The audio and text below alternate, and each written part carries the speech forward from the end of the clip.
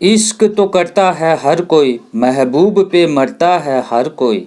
कभी वतन को महबूब बनाकर देखो, तुझ पे मरेगा हर कोई। जय हिंद साथियों, मैं रमेश काला जीके विद काला पर आपका स्वागत करता हूं। दोस्तों, कक्षा 12 इतिहास का छठा लेसन हमारा आधुनिक भारत का स्वाधीनता आंदोलन।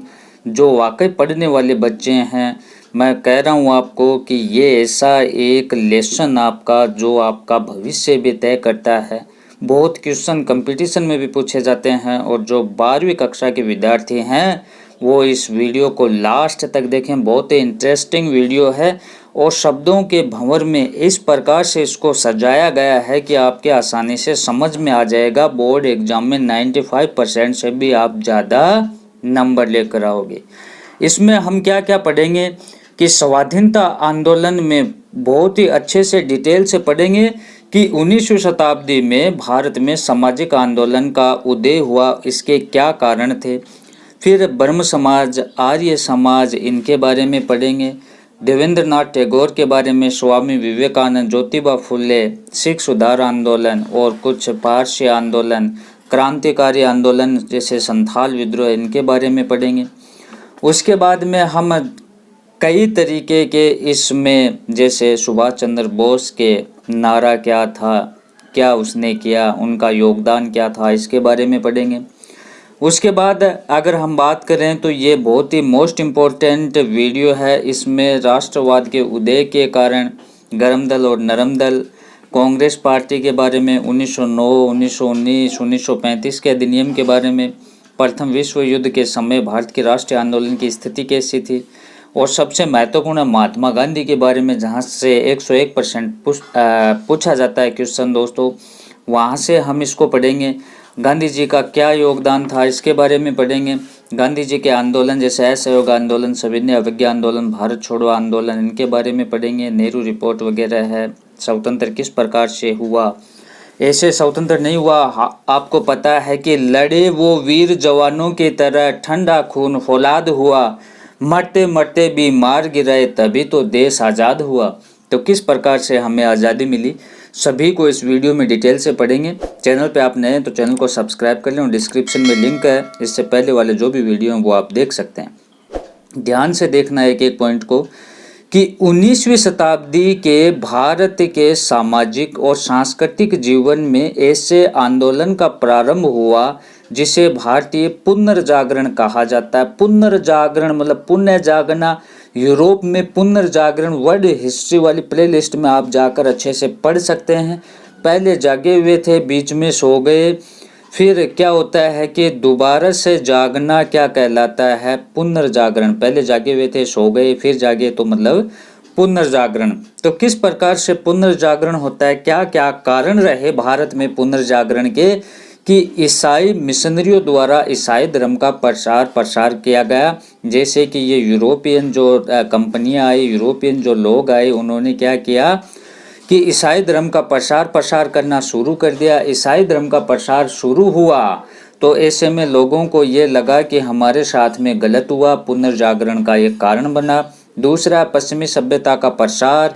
यहाँ पश्चिमी सभ्यता से तात्पर्य यूरोपियन सभ्यता से है। जैसे फ्रेंच आए, डच आए और इंग्लैंड वाले अंग्रेज आए, ये इससे पहले वाले पार्ट में हमने पढ़ा था।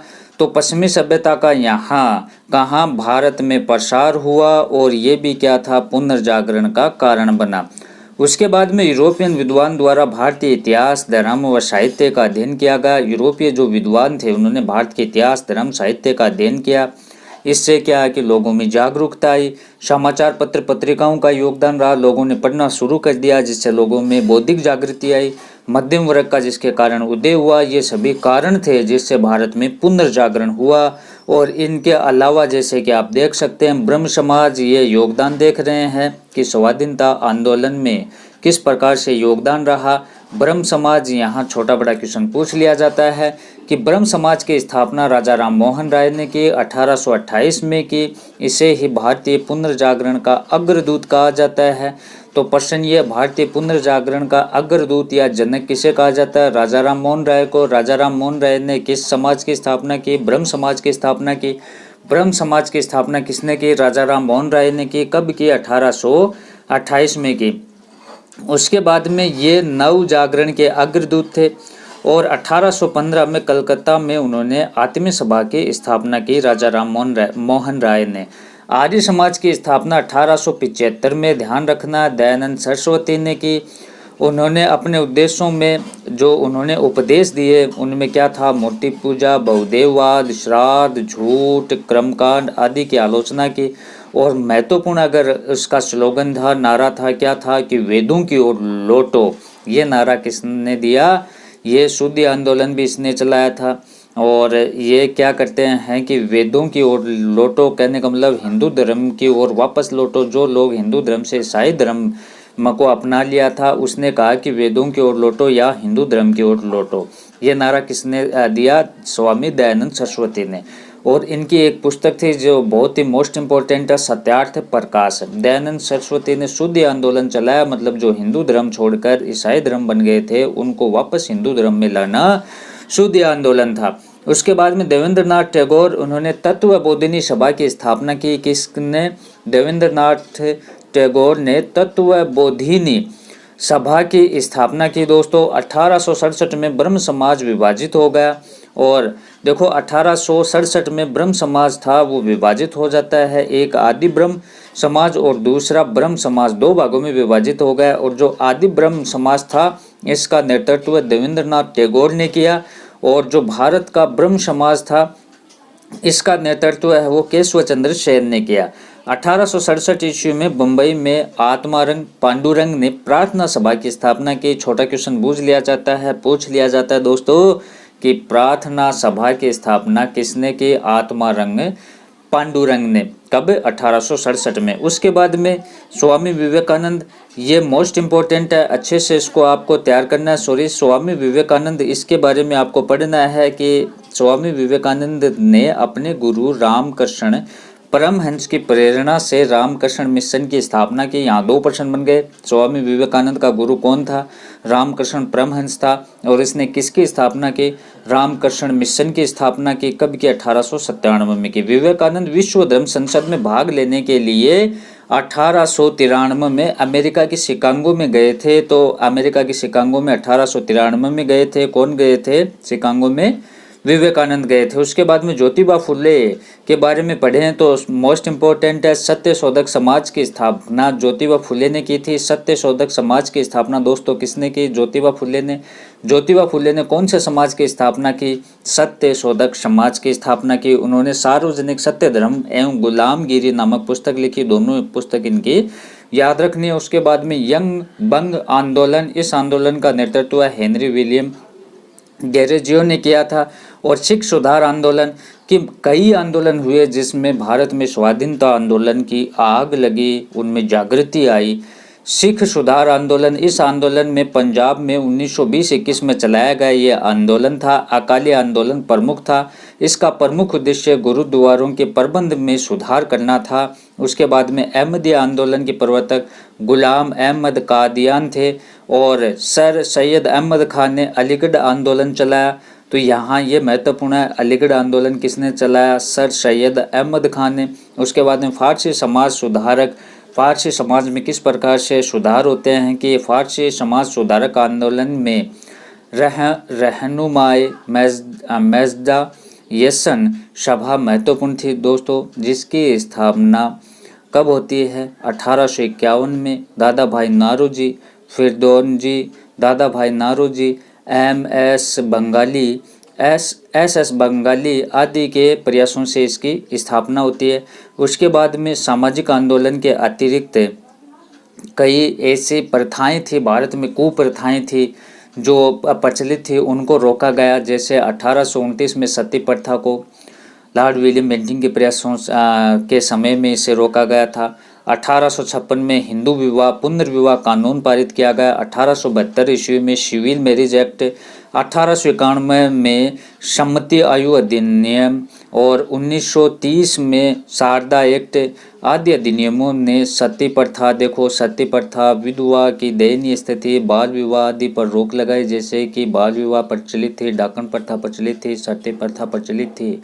विधवा पुनर्विवाह का प्रावधान किया गया। ये सारी प्रथाएं थी, इनको कुप्रथाओं को बंद कर अच्छी रणनीति समाज में लाना, ये क्या था, लोगों में जागृति आई, यहाँ से पुनर्जागरण हुआ। फिर क्रांतिकारी आंदोलन हुए, कई क्रांतिकारी आंदोलन हुए, जैसे 1857 की क्रांति से पहले और क्रांति के बाद में अंग्रेजी शासन के विरुद्ध कई विद्रोह हुए, जिन्हें जनजातीय आंदोलन विद्रोह कहा जाता है। इन विद्रोह में खासी विद्रोह महत्वपूर्ण देखें, कोल विद्रोह, भूमिक विद्रोह, सबसे महत्वपूर्ण था वो संथाल विद्रोह प्रमुख थे। इसके अलावा भील विद्रोह, बोरामल्ला विद्रोह और कोंडाडोरा विद्रोह, कई विद्रोह थे। संथाल विद्रोह इनमें मोस्ट इम्पोर्टेंट है, यह आपको याद रखना है कि संथाल विद्रोह 1855-56 में यह विद्रोह हुआ। इनके नेता सिंधु व कान्हू थे। छोटा क्वेश्चन पूछ लिया जाता है कि संथाल विद्रोह का नेतृत्व किसने किया, तो सिंधु व कान्हू ने। फिर मुंडा विद्रोह 1899 से 1900 के मध्य, इसका प्रमुख नेता बिरसा मुंडा था।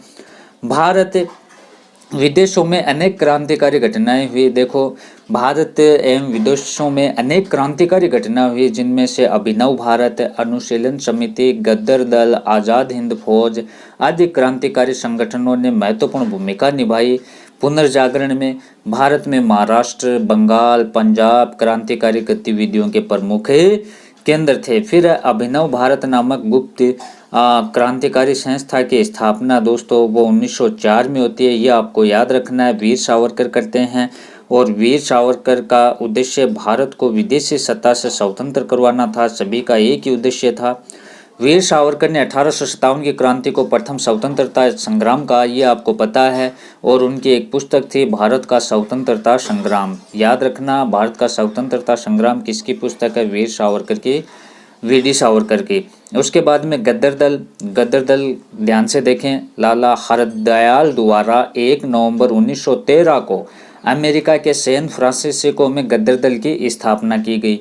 ये सारे महत्वपूर्ण फैक्ट हैं, लास्ट तक इसको आपको देखना है। सुभाष चंद्र बोस, तुम मुझे खून दो मैं तुम्हें आज़ादी दूंगा, दिल्ली चलो, ये दोनों नारे किसके थे, सुभाष चंद्र बोस के थे। आज़ाद हिंद फौज की स्थापना भी सुभाष चंद्र बोस ने की थी। इनकलाब जिंदाबाद का नारा भगत सिंह का था, आपको पता है। भारतीय स्वतंत्रता लीग की स्थापना रास बिहारी बोस की अध्यक्षता में की गई। दिल्ली चलो का नारा मैंने बता दिया, सुभाष चंद्र बोस ने दिया।